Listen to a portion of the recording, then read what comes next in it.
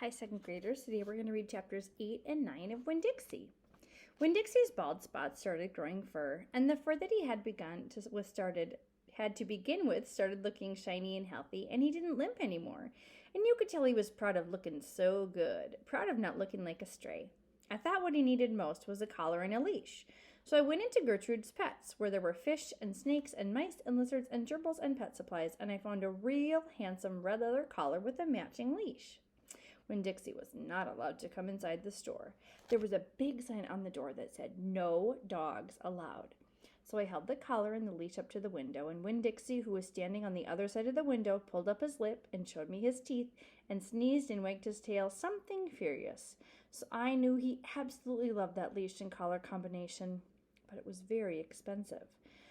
I decided to explain my situation to the man behind the counter.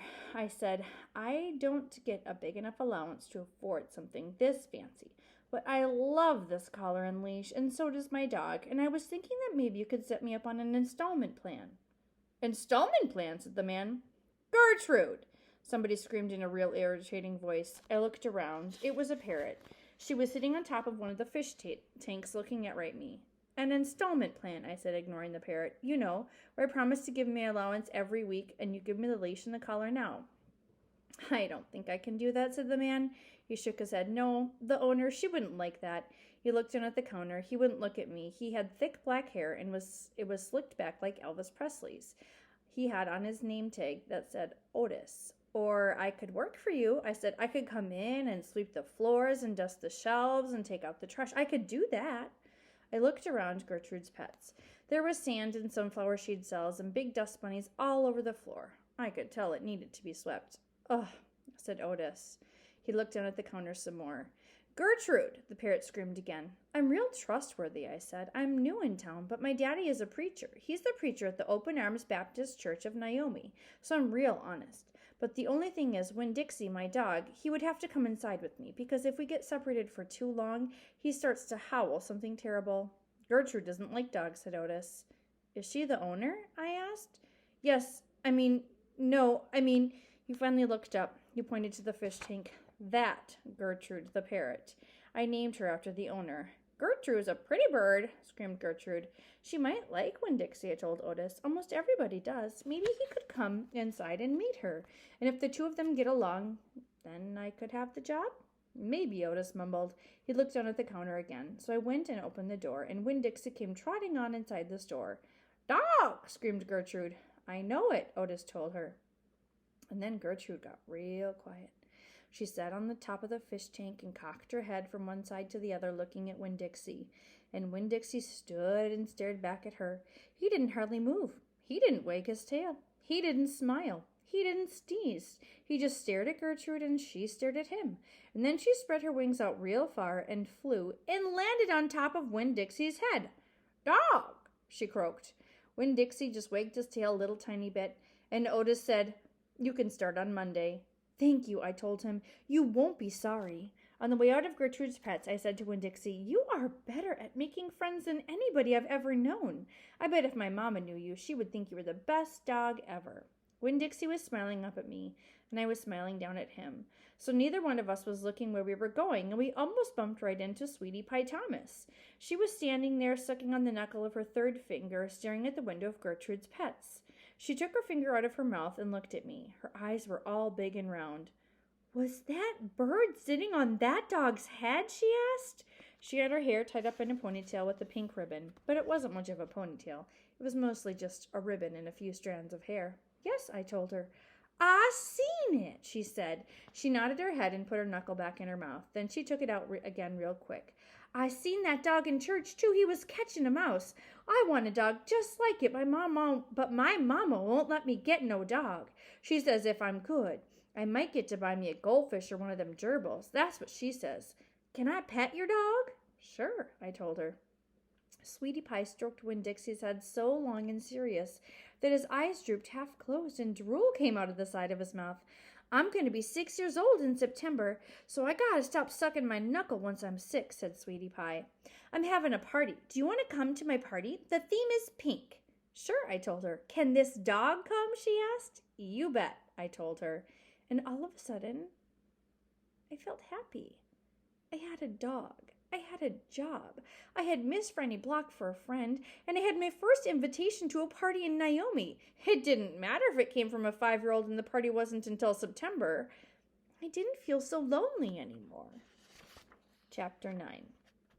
Just about everything that happened to me that summer happened because of Winn Dixie. For instance, without him, I never would have met Gloria Dump. He was the one who introduced us.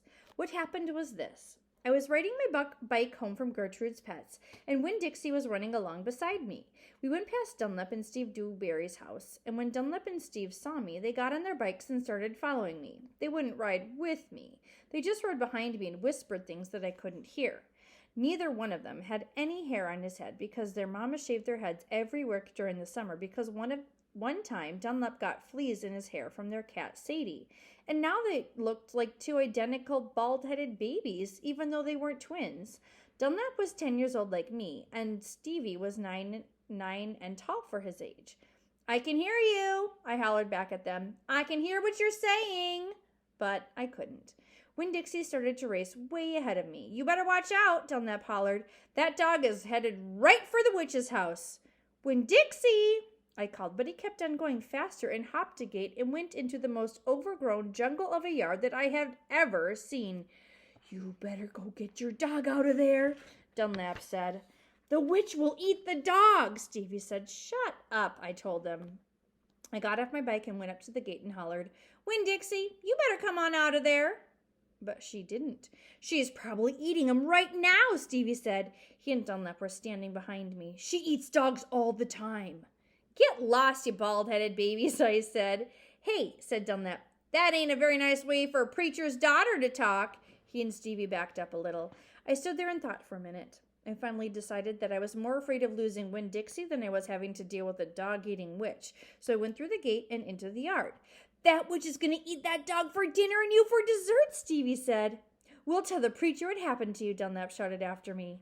By then, I was deep in the jungle. There was every kind of thing growing everywhere. There were flowers and vegetables and trees and vines. "Winn Dixie," I said. I heard. "This dog sure likes to eat." I went around a really big tree all covered in moss, and there was Winn Dixie. He was eating something right out of the witch's hand. She looked up at me. "This dog sure likes peanut butter," she said. "You can always trust a dog that likes peanut butter." She was old with crinkly brown skin. She had on a big floppy hat with flowers all over it, and she didn't have any teeth, but she didn't look like a witch. She looked nice, and Winn Dixie liked her, I could tell. "I'm sorry he got in your garden," I said. "You ain't got to be sorry," she said. "I enjoy a little company." "My name's Opal," I said. "My name's Gloria Dump," she said. "Ain't that a terrible last name? Dump."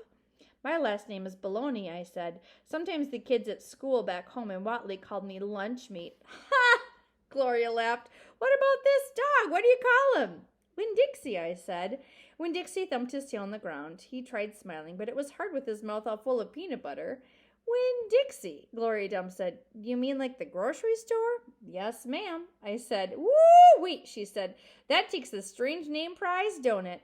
"Yes, ma'am," I said. "I was just fixing to make myself a peanut butter sandwich." She said, "You want one too?" "All right," I said. "Yes, please." "Go on and sit down," she said, pointing at the lawn chair with the back of it all busted out of it. "But sit down and be careful." I sat down careful, and Gloria Dump made me a peanut butter sandwich on white bread. Then she made one for herself and put her false teeth in to eat it. When she was done, she said to me, "You know, my eyes ain't too good at all. I can't see nothing but the general shape of things, so I got to rely on my heart. Why don't you go on and tell me everything about yourself so I can see you with my heart?" And because Winn Dixie was looking up at her like she was the best thing he'd ever seen, and because the peanut butter sandwich had been so good, and because I've been waiting for a long time to tell some person everything about me, I did. End of chapter.